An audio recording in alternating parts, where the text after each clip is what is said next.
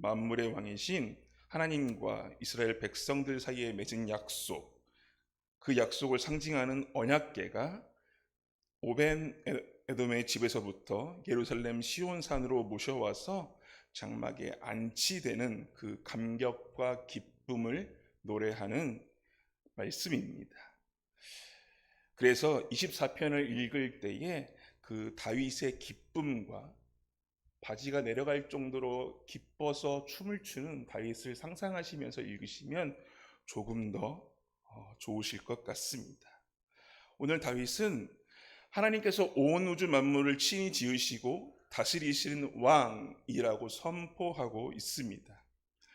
1절을 보시면 땅과 거기 충만한 것과 세계와 그 중에 거하는 자가 다 여호와의 것이라고 말씀하고 있습니다. 이것은 천지 만물의 주인인 하나님이시라는 것을 다윗이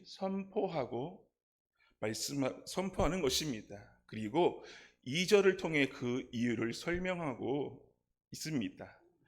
하나님께서 천지의 만물의 주인이신 이유는 모든 것을 창조하신 창조주이기 때문이라고 말씀하시고 있습니다. 피조물들이 창조자를 찬양하는 것은 지극히 당연한 것입니다. 그런데 우리들의 모습은 어떠합니까? 우리의 창조주이신 하나님을 기쁘시게 하는 삶이 아닌 자기의 뜻대로, 자기의 소견대로, 자기의 옳은 대로, 생각대로, 나의 마음대로 살려고 하지는 않습니까? 하나님이 아닌 다른 신들을 섬기며 땅의 것들을 사랑하고 하늘의 것들을 바라보지 못하고 믿지 않는 사람들과 같이, 하나님이 없는 사람들과 같이 그렇게 지내고 있지는 않습니까? 이러한 모습은 우리의 창조주이신 하나님을 기쁘시게 할 수 없습니다.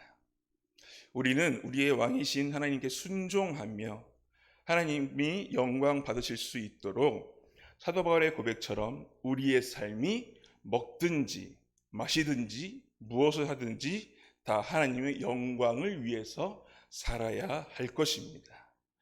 3절을 보면 여호와의 산에 오를 자 누구며 그 거룩한 곳에 설 자 누구이냐고 묻고 있습니다.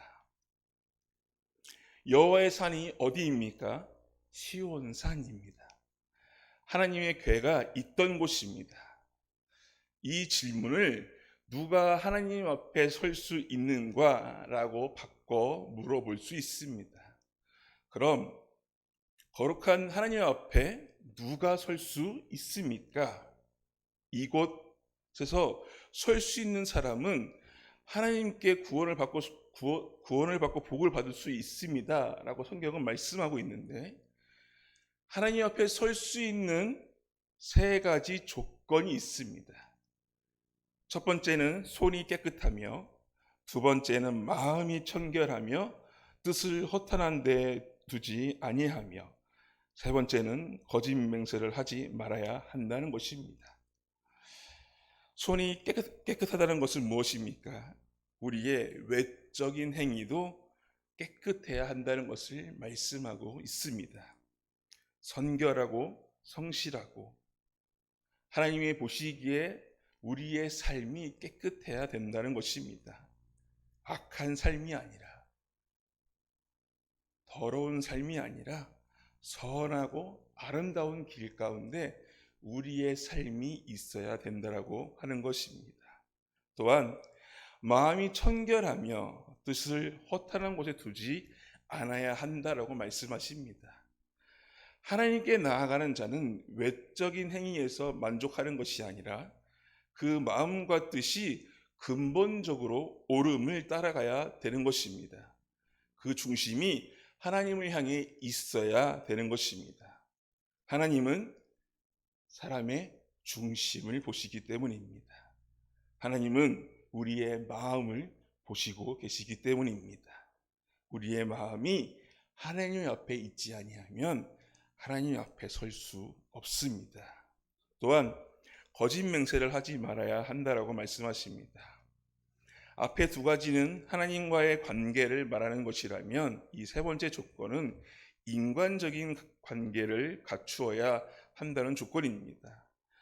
하나님뿐만이 아니라 사람들의 관계 속에서도 믿음을 잃지 말아야 한다는 말씀입니다.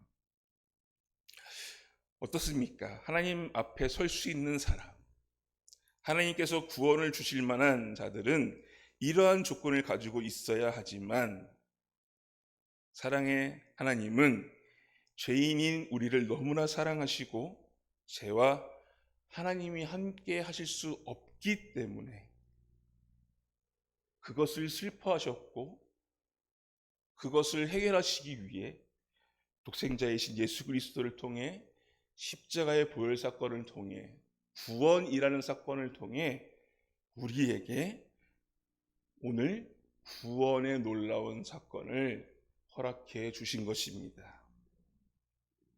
이 구원의 기쁨이 오늘 다윗성의 언약궤가 들어오는 기쁨과 다르지 않다라고 하는 것입니다. 우리들은 구원의 기쁨이 얼마나 큰 기쁨인지 알지 못하고 거저 받은 것이라고 생각하기 때문에 이게 얼마나 큰 선물인지 잘 알지 못하는 것 같습니다. 그런데 다윗은 언약궤가 이스라엘 땅에 다윗성에 들어올 때 자신이 왕임을 잊어버릴 정도로 너무 기쁜 나머지 바지가 내려갈 정도로 춤을 추었습니다. 다윗의 기쁨은 최고조였던 것입니다. 우리의 구원의 기쁨도 이와 마찬가지입니다. 이스라엘 군대가 하나님의 계획과 함께 전쟁할 때에는 전쟁에서 절대로 패하지 않았습니다. 하나님이 함께 하셨기 때문입니다. 우리의 인생에 하나님이 함께 하시면 우리의 인생도 절대로 실패하지 않습니다. 절대로 부족한 인생이 되지 않습니다. 세상 사람들이 볼 때에는 그렇게 보일지 몰라도 내 안에 하나님이 주시는 기쁨과 은혜로 충만하다면 이 세상의 것들이 줄 수 없는 기쁨과 은혜로 풍성해지고 언제나 하나님의 나라를 경험하고 하나님과 함께 걸으며 성령님의 임재를 경험하는 삶, 그 삶은 세상 그 어떤 기쁨과도 바꿀 수 없게 될 것입니다. 사랑하는 만수교회 성도 여러분, 오늘 다윗의 고백이 우리들의 고백이 되기를 소망합니다. 우리의 하나님은 찬양받으시기에 합당하신 분이십니다. 우리를 졸지도 않으시고 주무시지도 않으시며 눈동자처럼 지키시는 분이십니다. 그분이 오늘 누구시라고 말씀하십니까? 강하고 능하신 여호와 하나님이시라고 오늘 다윗은 고백하고 있는 것입니다.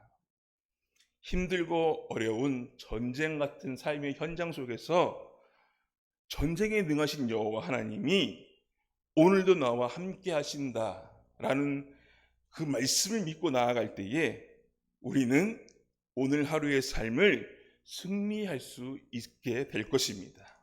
그래서 오늘 시편 24편 10절의 고백처럼 만군의 여호와께서 곧 영광의 왕이시로다 라고 하는 믿음의 고백이 우리 만수교회 성도님들의 고백이 되기를 주님의 이름으로 축복합니다.